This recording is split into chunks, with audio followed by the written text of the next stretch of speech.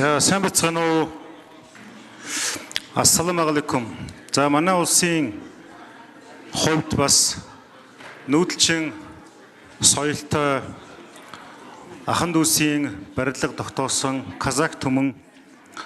За казак түмний одоо хөгжлийн асуудал бол бас энэ улсын хурлаар орж ирж байгаа нэг чухал.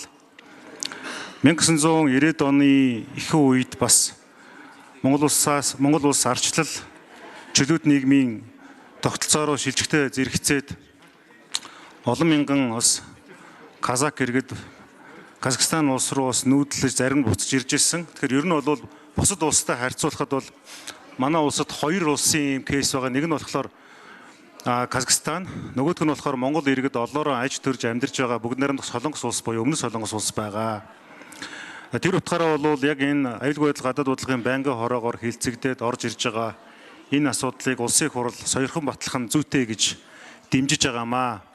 За ажлын хэсгээс асуухад манай улсын иргэд бас одоо Турк, Америкийн нэгдсэн улс бусад улсуудад ажиллаж амьдарч байгаа.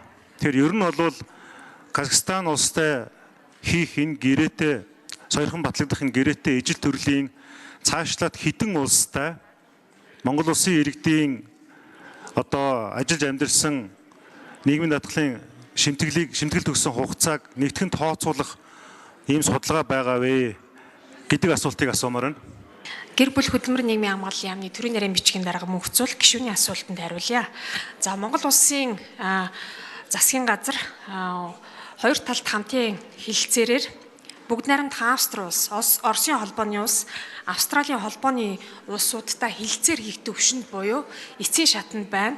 За одоогийн байдлаар батлагдсан хэлэлцээр бүгд найрамдах Польш улс, Чех улс, за мөн түнчлэн бүгд найрамдах Солонгос улс дээр харилцан шимтгэл чөлөөлөх ийм хэлэлцээртэй байна.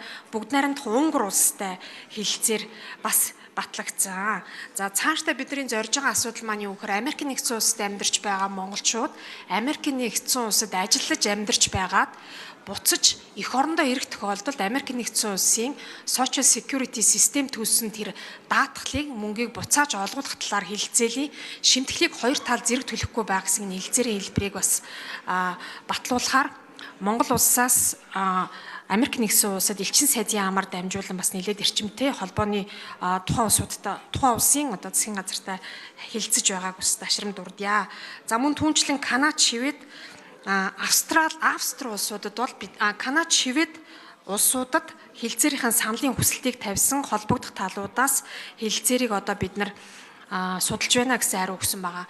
Асуудлын гол нь хаанч шимтгэл төлсөн бай тэтгэврт гарах үедээ хоёр талаасаа тэтгэврээ авах юм үндсэн зохицуулт бүхий хэлэлцээрийг Монгол Улсын засгийн газраас санал болгож ажиллаж байгаа. За ер нь бол энэ хилийн чандад ажиллаж амьдарч байгаа хүмүүсийн тоо бол гадаад яамнаас авагдсан өнгөрсөн жилийн тоогоор бол нэг 230-аас 40 орчим мянга байна гэж үзэж байгаа. Хилийн чандад байгаа монголчуудын хувьд бол үнэхээр бас бор зүрхээрээ ажиллаж амьдарч суурч болсорч байгаа.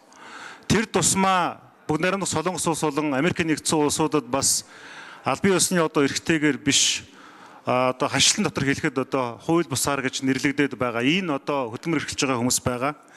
Ер нь бол хилийн чандад ажиллаж байгаа Монгол улсын иргэд жилдээ асар хэмжээний мөнгөн гуйвуулгыг Монгол улс руугаа шилжүүлж байгаа. Энэ нь бол шууд болон шууд ус утгаараа Монголын эдийн засагт валютын нөөцийг нэмэгдүүлэх, эдийн засгийг тэлэх маш том боломж болж байгаа шүү.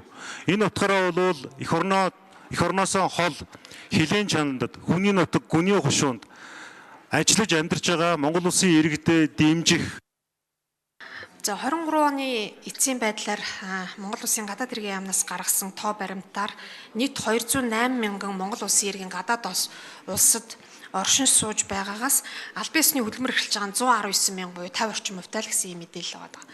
Тэгэхээр ерөнхийдөө Монгол улсын иргэн одоо эрх зүйн ямар статусаар тухайн оронд амьдарч байгаагаас үл шалтгаалаад хэрвээ татвар нийгмийн даатгалын шимтгэл төлж байгаа бол түүндээ ногдох нийгмийн хамгааллын баталгаагаа одоо шаардах эрхийг хангуулах чиглэлээр л бид хилцээрийгээ санал тавьж ингэж явж байгаа. За бусад улсуудын зүгээс бол албан ёсоор амьдарч байгаа иргэнд илүү нийгмийн хамгааллыг үзүүлэх гэсэн ийм чиглэл баримталдаг. За гисэн хэдий боловч бид нэр үйлдвэрлэлийн ослын даатгал, за эрүүл мэндийн яаралтай тусламж үйлчлэхээ зэрэг энэ наад захын хүний эрхийн асуудлууд дээр бас санал тавьж ажилладаг. Тэгэхээр Солонгос улсад бол хамгийн нааштай хилцээрийн хувьд Солонгост ажиллаж байгаад буцаж хилээр гарсан тохиолдолд төлсөн шимтгэлээ бүгдийг авчиж байгаа.